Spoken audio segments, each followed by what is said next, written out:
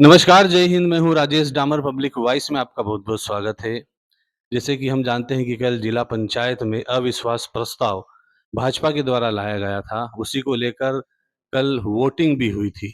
भाजपा को बहुमत लाने के लिए और मौजूदा परिषद को गिराने के लिए कुल 14 वार्ड में से 11 मतों की आवश्यकता थी। वहीं कांग्रेस को 4 मतों की आवश्यकता थी।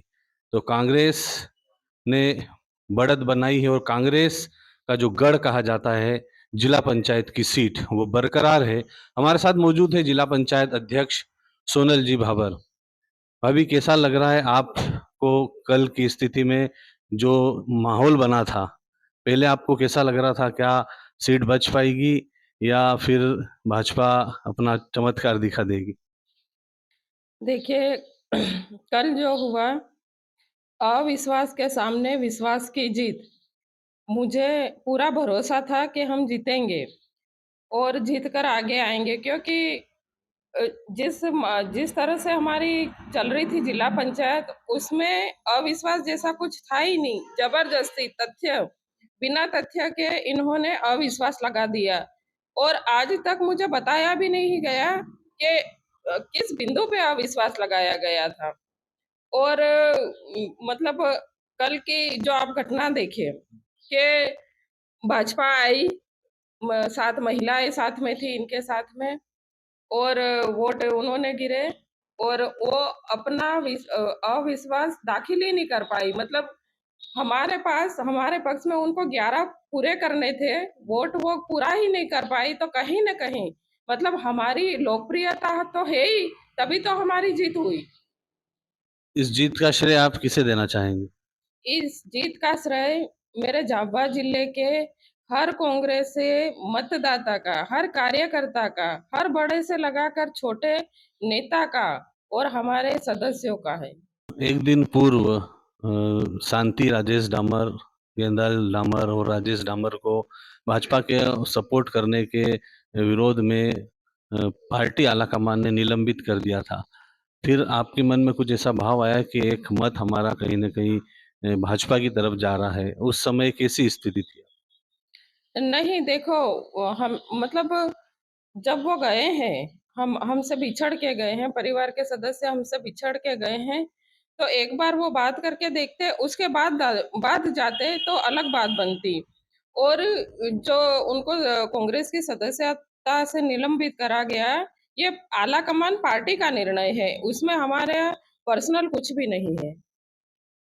अ, पूर्व गृह मंत्री बाला बच्चन जी, कांतिलाल भूरिया, विक्रांत भूरिया लगातार मॉनिटरिंग कर रहे थे, लगातार लगे हुए थे। उधर भाजपा भी अपनी शक्ति का प्रदर्शन कर रही थी और उसके बाद भाजपा गिरा नहीं सकी जिला पंचायत की लाबी को और आप जीते। आपको जब ये जीत की सूचना मिली, कैसा महसूस हुआ जब? देखिए हमारे लिए वो क्षण बहुत खुशी का पल रहा क्योंकि मेरे कांग्रेस के हर कार्यकर्ता की जीत थी।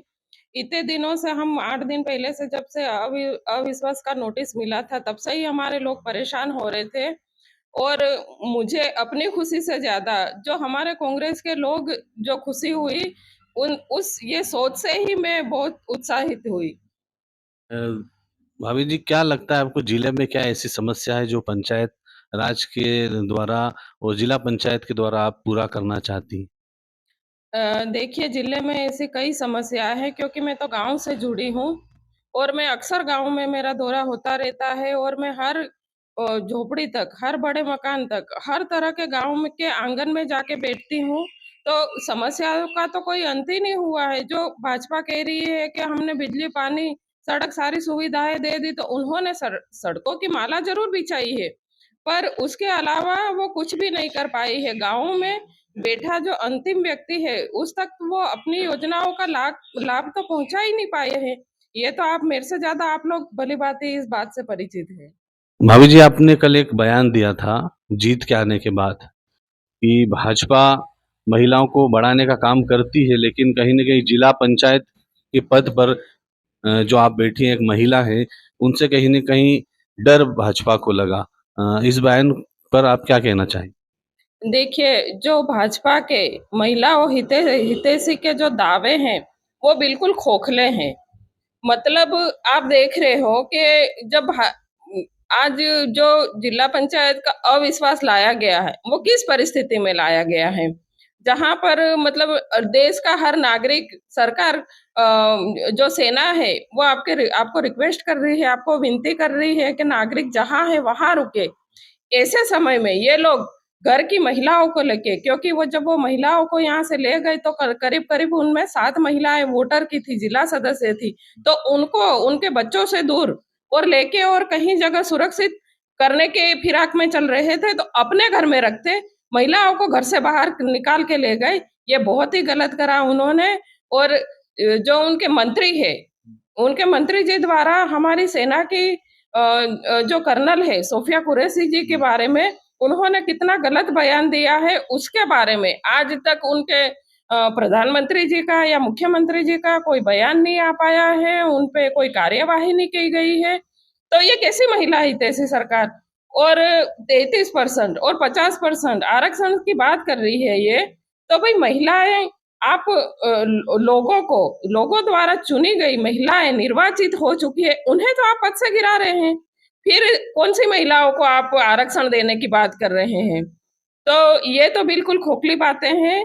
उन्हें तो बस अपने वोट बटोरने हैं और वो महिला हितैषी हो ही नहीं सकती बीजेपी। नल जल योजना पूरे हर क्षेत्र में नज़र आती है, क्या सार्थक हुई है बताएँ? नल जल योजना के सिर्फ पाइप पड़े हैं और टंकी पड़ी है, बाकी पानी तो है नहीं उसमें।